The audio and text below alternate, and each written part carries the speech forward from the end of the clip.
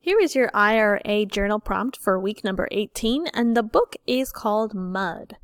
If you haven't, you need to scan the QR code over here to listen and watch the story before you respond to your journal prompt. If you've already listened to the story, then we can continue.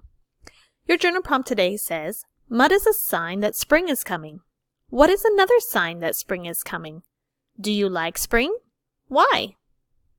As always, you need to write me at least 2 sentences for your journal prompt response. The first sentence should include another sign of spring that is from the book. The book gives us lots of signs that spring is coming. Pick one of those signs and put it in a sentence. Your second sentence should be your opinion on spring. Do you like spring?